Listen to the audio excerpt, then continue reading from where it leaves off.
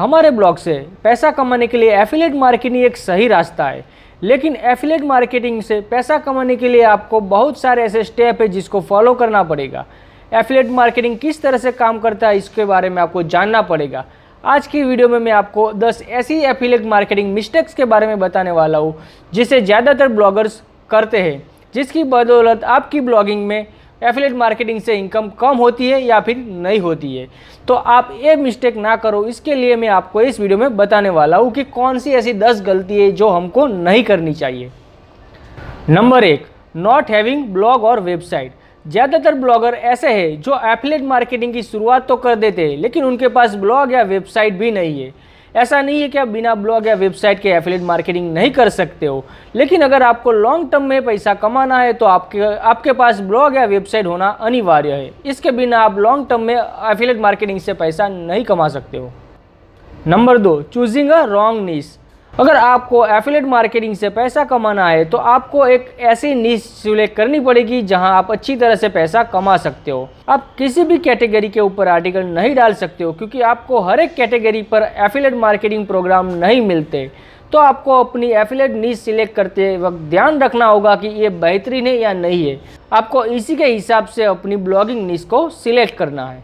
Number 3, promoting a product that doesn't sense of your audience. कई बार आप ऐसी प्रोडक्ट को प्रमोट करते हो जिसके आपकी ऑडियंस के साथ दूर दूर तक कोई संबंध नहीं होता है। फॉर एग्जांपल, यदि आप एसईओ के रिलेटेड अपने ब्लॉग पर आर्टिकल डाल रहे हो और वहां जाकर आप किसी भी कंपनी के स्मार्टफोन का प्रमोशन करते हो, तो ऐसे में कोई भी विजिटर आपके स्मार्टफोन को परचेस करने वाला नहीं है। तो ये सिर्फ आपके समय की बर्बादी होगी, तो आपको ये मिस्टेक नहीं करनी चाहिए। Number 4, not being honest about promotion. कई बार ऐसा होता है कि आप ऐसी प्रोडक्ट का प्रमोशन करते हो जिसके बारे में आपको पता होता है कि ये प्रोडक्ट अच्छी नहीं है, फिर भी आप अपने पैसों के लिए ऐसी प्रोडक्ट को प्रमोट करते हो। ना सिर्फ प्रमोट करते हो, लेकिन इसके बारे में अच्छी अच्छी बातें बताते हैं, जिसके कारण ऑडियंस के साथ धोखा होता है। अगर आप भी ऐसा करते हो तो आप कभी भी लॉन्ग टर्म तक एफिलिएट मार्केटिंग से पैसा नहीं कमा सकोगे। तो आपको ये मिस्टेक भी नहीं करनी चाहिए। Number 5, not having a deep knowledge what are you selling. कई बार आप ऐसी प्रोडक्ट का प्रमोशन करते हो जिसके बारे में आपको खुद ही पता नहीं होता है। अगर आप भी ऐसी प्रोडक्ट का प्रमोशन करने लगोगे तो आपके ऑडियंस को आपके ऊपर ट्रस्ट नहीं रहेगा और कभी भी आप एफिलिएट मार्केटिंग में सक्सेस नहीं हो पाओगे। इसलिए आपको ये गलती भी नहीं करनी चाहिए। Number 6, ignoring SEO. जब भी आप एफिलिएट फ्रेंडली ब्लॉग बनाते हो तब आपको लगता है कि हमको एडसेंस से मोनेटाइज नहीं करना है अपने ब्लॉग को, तो ऐसे में हमको सीपीसी की कोई ज़रूरत नहीं है।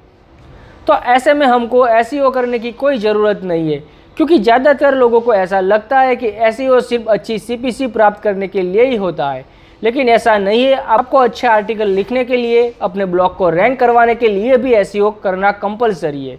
बिना एसईओ के आपके ब्लॉग में अच्छी ट्रैफिक नहीं आएगी, और ज़्यादा ट्रैफिक नहीं आएगी तो आप इससे पैसे भी नहीं कमा पाओगे। तो इसीलिए आपको एसईओ पर ज़रूर फोकस करना चाहिए। Number 7, ignoring site performance. बहुत बार ऐसा होता है कि हम सिर्फ कंटेंट डालने पर ही फोकस करते हैं, हम कभी भी यह चेक नहीं करते कि हमारी वेबसाइट की लोडिंग स्पीड कितनी है।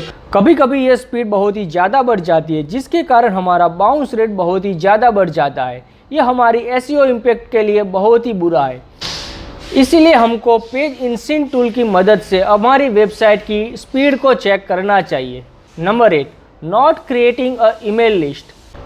चाहे हम किसी भी फील्ड में ब्लॉगिंग करते हो, हमारे लिए बेहद ही ज़रूरी है कि हमारी साइट पर विजिट करने वाले विजिटर की ईमेल आईडी हमारे पास होनी चाहिए, क्योंकि कभी कभी ऐसा होता है कि जो विजिटर पहली बार आता है वो दूसरी बार नहीं भी आता है। तो ऐसे में अगर आपके पास ईमेल लिस्ट होगा तो आप इसकी मदद से एफिलिएट मार्केटिंग भी कर सकते हो और अपने लिए ट्रैफिक भी इंक्रीज कर सकते हो। तो ये बेहद ही ज़रूरी है। Number 9, unrealistic income expectation.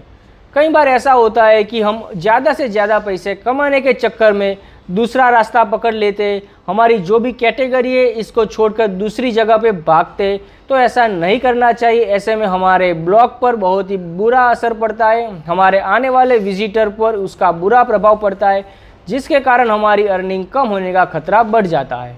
इसके अलावा कई बार ऐसा भी होता है कि एक ही प्रोडक्ट के लिए 2 अलग अलग कंपनी को हम रिकमेंड करते हैं, जिसके कारण विजिटर कंफ्यूज हो जाता है और किसी भी एक भी प्रोडक्ट को परचेस नहीं करता है। तो कभी ऐसा भी नहीं करना चाहिए।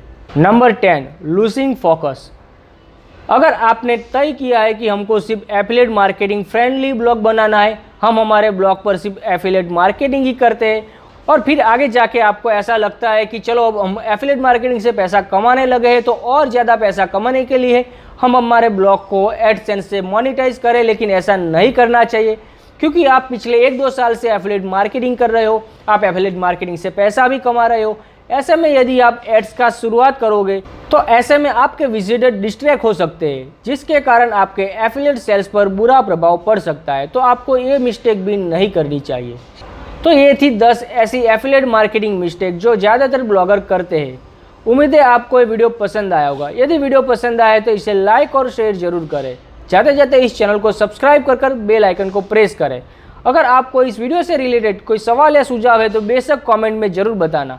मिलते हैं अगले वीडियो में।